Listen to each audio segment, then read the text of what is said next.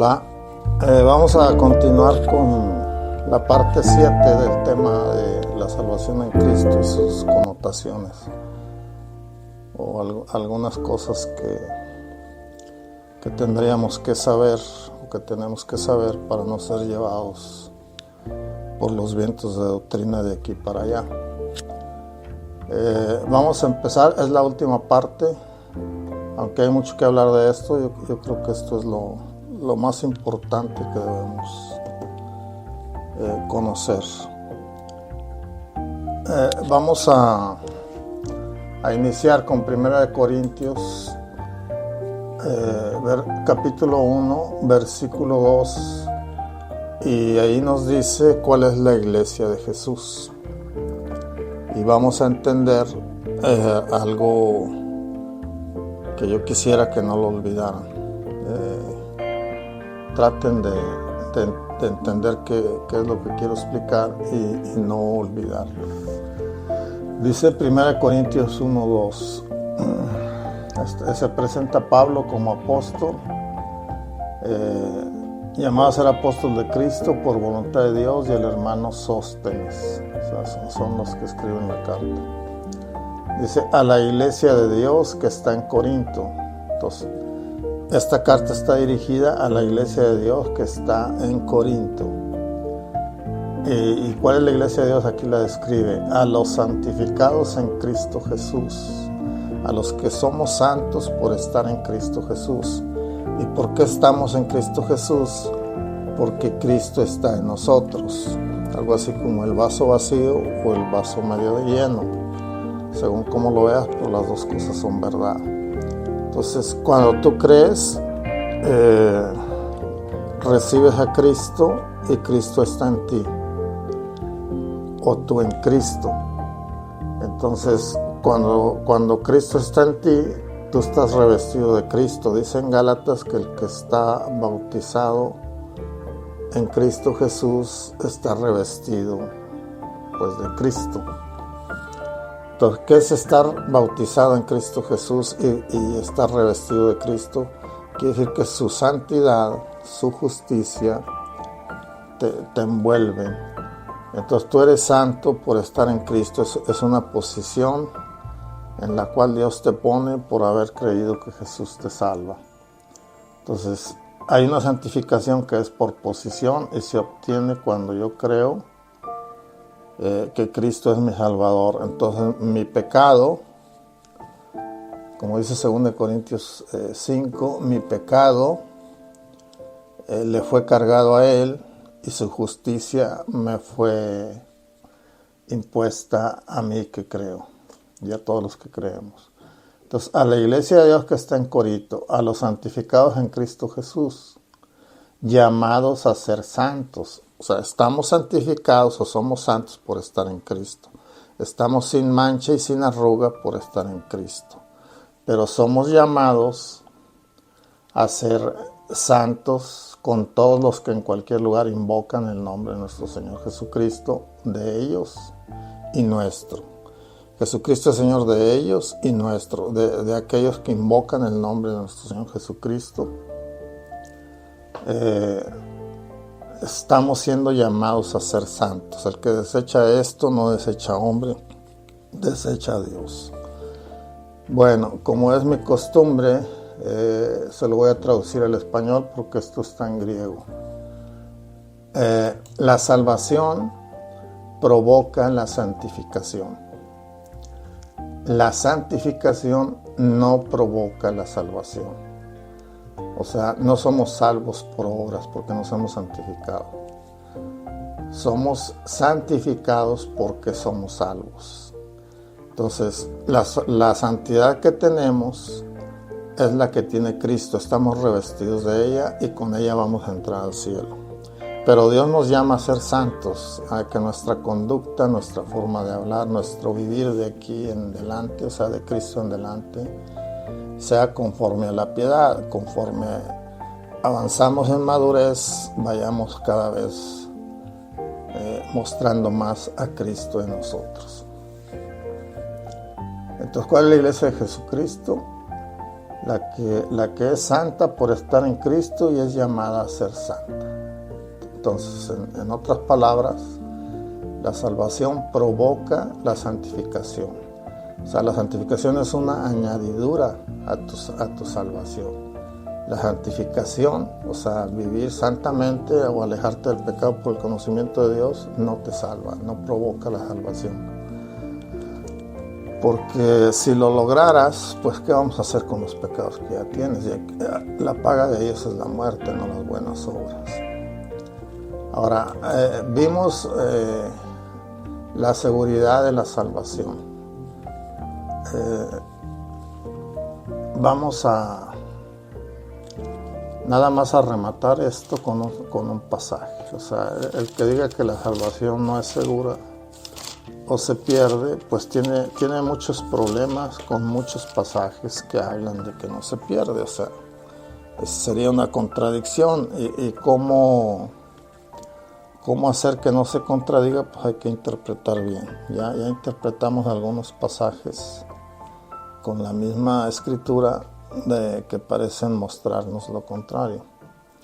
Pero dice aquí Romanos 8:1: ahora pues ninguna condenación hay para los que están en Cristo Jesús. ¿Quién está en Cristo Jesús? El que cree.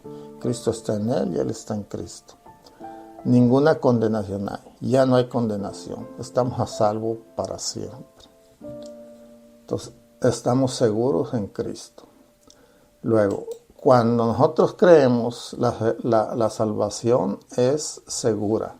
Cuando nosotros creemos, estamos santos en Cristo, pero Dios nos llama a vivir en esta tierra santamente, a vivir como lo que somos. ¿Ok? Esa santificación, esas buenas obras, son para que los hombres alcancen también salvación como nosotros. Entonces, no te preocupes por tu salvación, preocúpate por la salvación de aquellos que no han oído o que no han creído.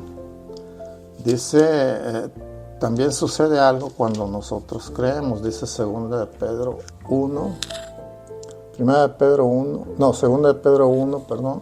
versículo 3 y 4. Vamos a ver qué dice. Aquí estamos ya, dice: por cuanto todas las cosas, no algunas, que pertenecen a la vida y a la piedad, que pertenecen a aquel que es salvo, a aquel que tiene vida eterna, a la vida eterna y a la piedad. La piedad o la vida piadosa es vivir la vida conforme a lo que Dios dice. Entonces, todas las cosas que pertenecen a la vida y a la piedad nos han sido concedidas por su divino poder. Entonces, el poder de Dios ha logrado que nosotros tengamos todas las cosas que necesitamos para vivir piadosamente y para obtener la vida eterna. Aún la fe nos la da Dios. Mediante el conocimiento pleno del que nos llamó por sus gloriosas proezas. Entonces, Dios nos llama por lo que ha hecho. Nos muestra lo que Él es, las cosas que puede hacer: abrir el mar, salvarnos, perdonar pecados y todo lo que sabemos de Él. Entonces, esto de tener todas las cosas que pertenecen a la vida y a la piedad nos han sido concedidas por el poder de Dios mediante el conocimiento pleno del que nos llamó por sus gloriosas proezas. El conocimiento pleno, o sea, necesitamos conocer lo que Dios dice, necesitamos la leche espiritual y luego el alimento sólido para crecer en la salvación. Por medio de las cuales, de esas gloriosas proezas y del conocimiento pleno de Dios, nos ha dado preciosas y grandísimas promesas. Para que por ellas, o sea, por esas promesas que creemos y esperamos, para que por ellas llegarais a ser consubstanciales o tener la misma substancia con la naturaleza divina. La Reina Valera traduce para que seamos partícipes de la naturaleza divina. ¿Y qué sucede cuando nosotros somos partícipes de la naturaleza divina? ¿Cuál es la naturaleza de Dios? Que Dios es santo. Entonces, ¿qué sucede cuando somos santos, cuando hemos sido partícipes de esa naturaleza? huimos o habiendo huido de la corrupción que hay en el mundo a causa de la concupiscencia. Concupiscencia es el intenso deseo de hacer el mal. Entonces, ¿cómo es que salimos huyendo de la corrupción que hay en el mundo? Así como José salió huyendo de las caricias y de los tocamientos que le hizo aquella mujer de Potifar. ¿Por qué hay ese cambio en nuestra naturaleza? Porque la naturaleza corrompida la obtuvimos de Adán. Y el que es carne, pues carne es, nacemos corrompidos. Pero la naturaleza divina que es santa, la obtuvimos de Dios. Entonces, si Dios es santo, nosotros seremos santos. Santo soy, santos seréis. Entonces, tú crees a las promesas que Dios ha hecho, y una de ellas es que obtengas su naturaleza para que puedas vivir la vida que Él exige o que Él pide, la vida piadosa, en santificación, o sea, separado del mundo. Eso significa ser santo, no vivir como el mundo vive. Entonces, tú puedes huir de la corrupción que hay en el mundo debido a los intensos deseos de la carne. Entonces, naces de Dios y ahora tienes la naturaleza divina. No tienes dos personalidades, no eres dos personas. Tienes la naturaleza corrompida de Adán que habita en la carne. Por eso Pablo dice en Romanos 7, y lo que hago no lo hago yo, sino el mal que está en mí. ¿Y dónde está? Pues en su carne. Y lo que haces y lo que piensas es el bien que está en ti. ¿Y dónde está? Pues en tu espíritu, porque has nacido espiritualmente. Lo que es nacido de la carne, carne es; lo que es nacido del espíritu, es espíritu. Y si Dios es santo, tú eres santo. Como dice 1 Juan 3, que el espíritu no peca y no puede pecar. ¿Por qué? Porque es santo. Entonces, vamos a leerlo ese. 1 Juan 3, versículo 9. Le cito estos pasajes y otros tantos para que lo que yo digo no esté fundado en lo que yo creo, en lo que yo pienso, o que estoy diciendo palabras para no tener lagunas aquí de silencio, o estar diciendo sino hablar con denuedo. Y eso es algo que Dios hace en nosotros. Dice 1 Juan 3, versículo 9. Todo el que ha nacido de Dios, ¿quién ha nacido de Dios? El que cree. No practica pecado. No dice no comete, sino no practica. ¿Qué es practicar? Hacer una y otra vez. Porque el que es salvo se da cuenta que peca y deja de pecar con la ayuda de Dios. Entonces no practica pecado porque la simiente de Dios permanece en él, y no puede pecar porque ha nacido de Dios. Entonces, ¿qué es lo que ha nacido de Dios? Tu espíritu. Y tu espíritu no puede pecar. Y como el deseo del espíritu es contra el deseo de tu carne, para que tú no hagas lo que quieres, entonces tú no continúas en el pecado, no lo practicas, lo harás una o dos veces. Y como hay una oposición espiritual, un deseo, entonces tú te sientes bastante mal al pecado. Y la verdad, hermanos, es que nosotros hacemos lo que nos gusta, no lo que no nos gusta. Y si ya no nos gusta pecar, créeme que lo vamos a dejar. Estas son algunas cosas que pertenecen a la salvación. También Dios prueba nuestra fe. ¿Y para qué la prueba? ¿Para saber si le creemos? No. La prueba para que nosotros nos enteremos si le creemos o no le creemos. ¿Qué quiere decir esto? Pues así como Pedro, ¿verdad? Pedro dice: si es necesario la muerte, yo voy por ti. Dice: mira, Pedro, esta noche me negarás 3 veces, o sea, por miedo a la muerte. Entonces, una cosa es lo que tú crees poder hacer, o lo que tú crees, y otra cosa es que Dios te pruebe y quedes convicto de que una cosa es hablar y otra cosa es hacer. Entonces, la fe produce obras. Dios prueba nuestra fe para que nos enteremos cómo andamos o qué medida de fe tenemos. Primera de Pedro 5, versículo 3. Del 3 al 7. Sí es este. Déjeme ver. No es este.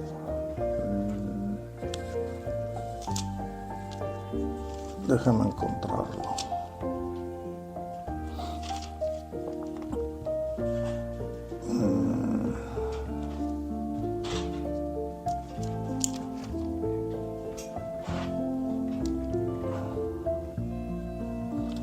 No, es 1 Pedro 1, del 3 al 7. Es que a veces no sé qué pasa y apunta uno mal y luego no encuentra. Entonces, 1 Pedro 1, versículo 3 al 7. Dice: bendito sea el Dios y Padre de Jesucristo, Señor nuestro, que según su gran misericordia nos hizo renacer, o sea, nacer de nuevo para una esperanza viva, no a ver si pasa, sino que va a pasar, por medio de la resurrección de Jesucristo de entre los muertos. Entonces, Cristo, o la resurrección de Cristo, es la prueba de que nosotros vamos a resucitar, de que Él es Dios y nos puede resucitar porque Él resucitó. Vamos a resucitar para una herencia incorruptible, incontaminada e inmarcesible, reservada en los cielos para vosotros, los que por el poder de Dios estáis siendo protegidos mediante la fe para la salvación. Entonces, si tú crees, hasta que partas, si no pierdes la fe, tú estás protegido por Dios, por el poder de Dios, para alcanzar esa salvación, que está preparada por Dios para ser manifestada en el tiempo postrero. Aunque ahorita somos salvos, ahorita no se manifiesta esa salvación, se va a manifestar cuando Jesús venga, porque vamos a ser como Él es. El 6, en lo cual os regocijáis, o sea, nos regocijamos en lo que vamos a hacer, en lo que viene. Incluso si es necesario que ahora seáis afligidos un poco, con diversas pruebas, si es necesario que seáis afligidos un poco, con diversas pruebas, para que la prueba de vuestra fe, mucho más preciosa que el oro, el cual aunque perecedero es probado por fuego, sea hallada en alabanza, gloria y honra en la revelación de Jesucristo.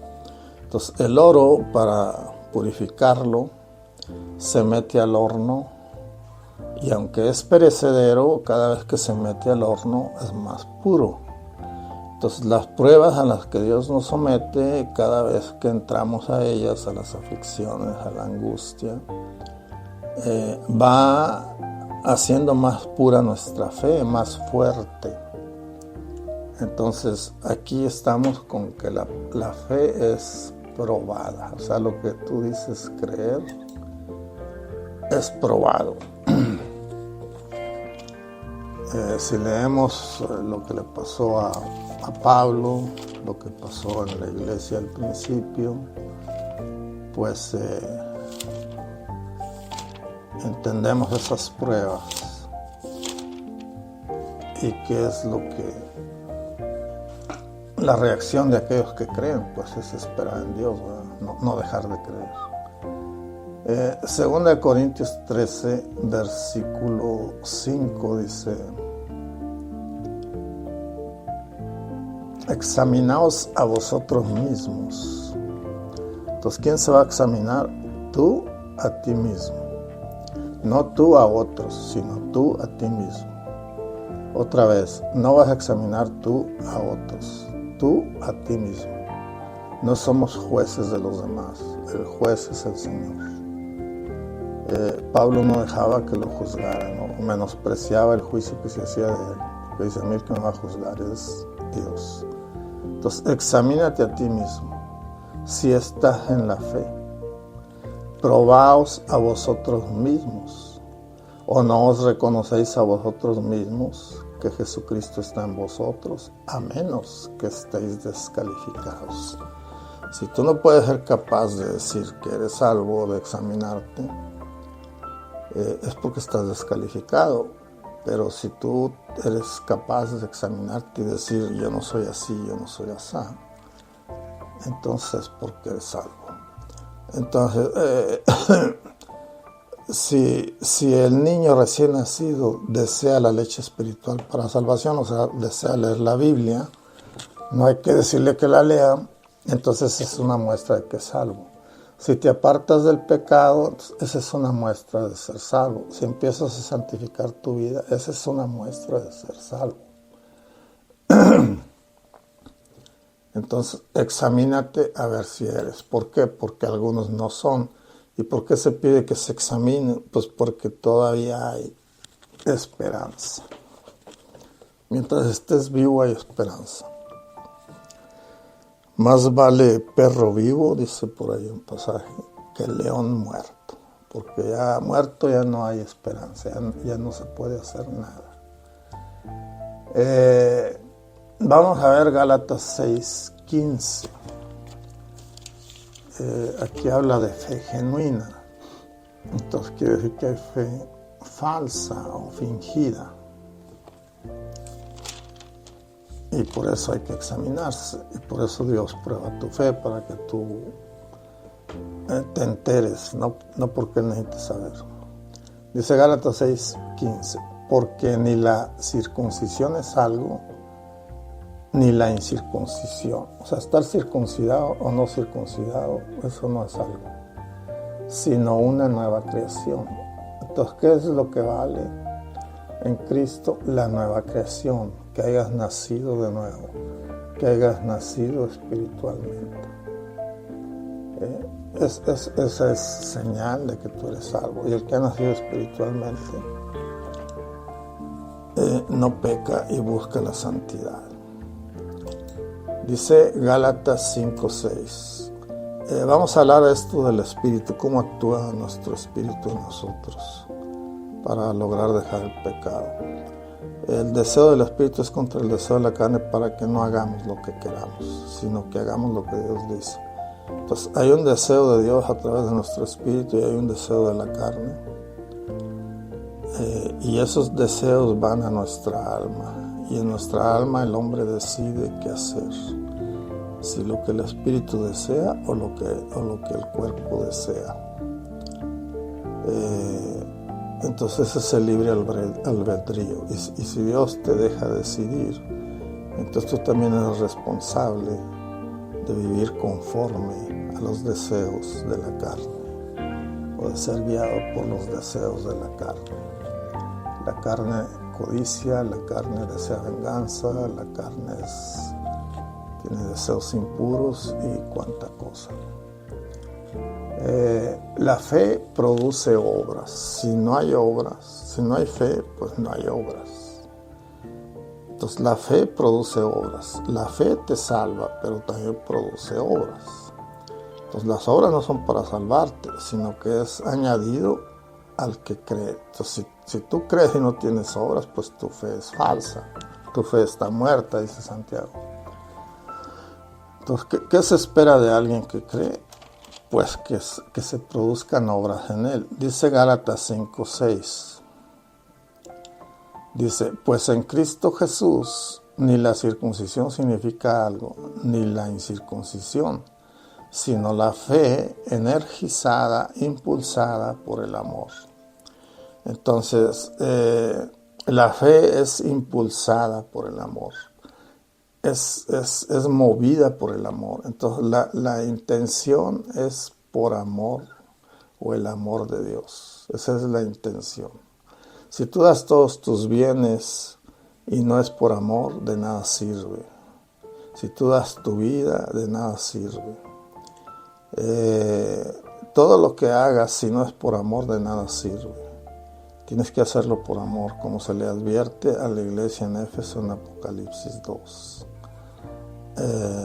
Vuélvete a tu primer amor, que sea Dios el principal amor en tu vida. Si no, Dios no quiere tus obras. Entonces la fe produce obras y el motivo es el amor. 1 Corintios 15:2.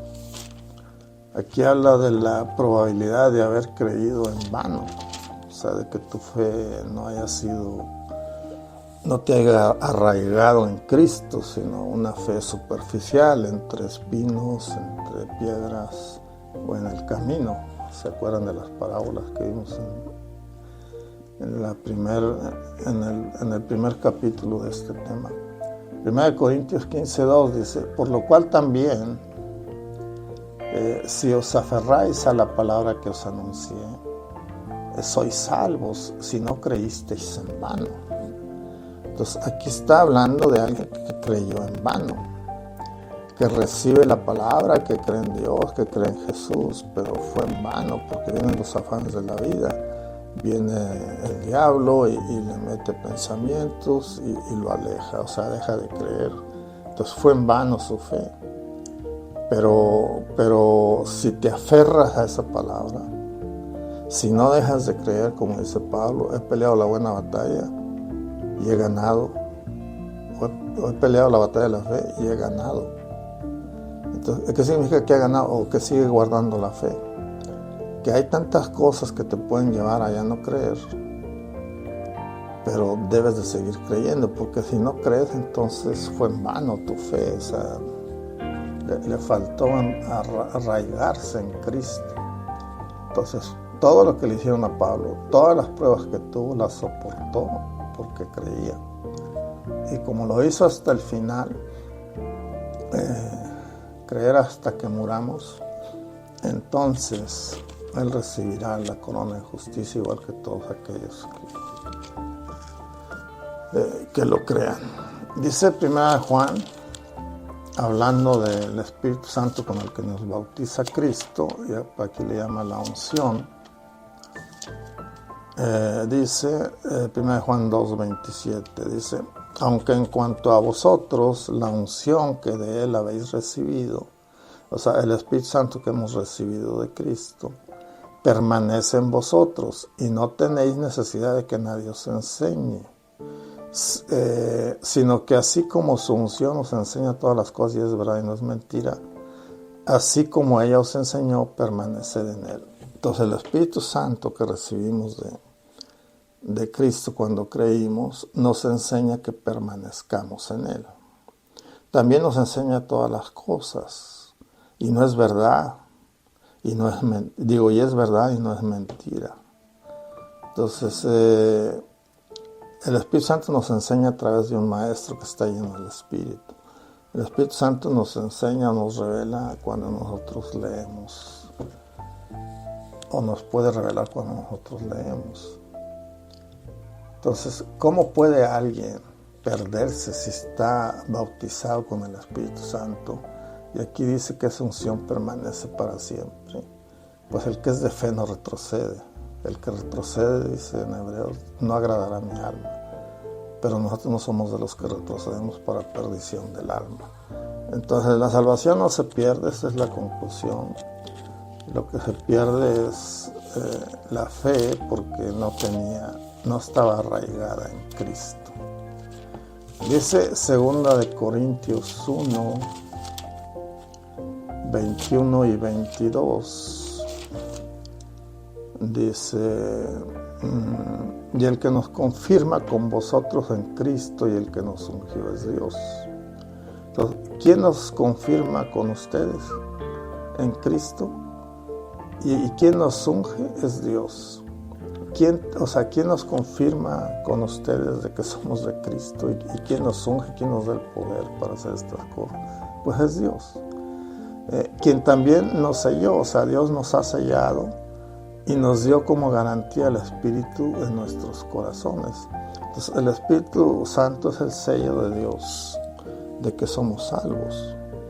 Y ese Espíritu, aunque no se ve, se nota en tu persona, en tu forma de hablar, en tu forma de ser.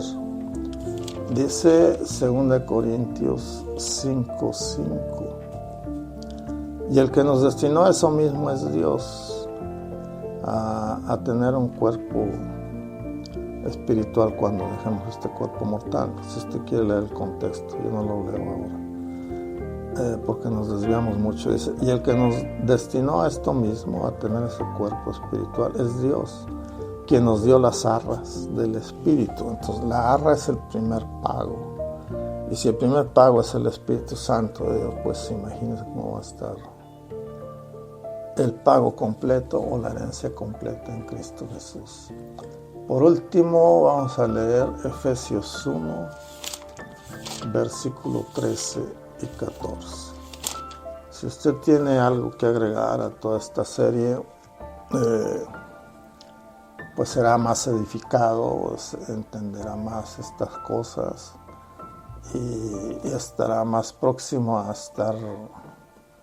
que la plenitud de Dios lo invada, porque el conocimiento de Dios nos lleva a la plenitud de Dios y estamos plenos en Él. O sea, quiere decir que no necesitamos nada, porque en Cristo están todas las cosas que nosotros necesitamos para vivir piadosamente. Efesios 1:13 dice, en Él también vosotros, o sea, ustedes también, dice, habiendo oído la palabra de la verdad, habiendo oído el Evangelio de vuestra salvación, de que Cristo nos salva, que lo que Él hizo en la cruz es lo que nos salva, y habiendo creído en Él, pues habiendo oído y habiendo creído en el Evangelio de vuestra salvación, fuisteis sellados con el Espíritu Santo de la promesa. Hay un sello en ti, que es el Espíritu Santo, de que tú eres salvo. En México, las cosas que se mandan a otros países se le pone un sello que dice hecho en México.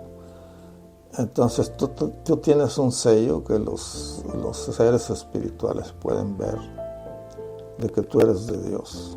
Como Pablo dijo alguna vez, si fueras espiritual sabrías quién te está hablando.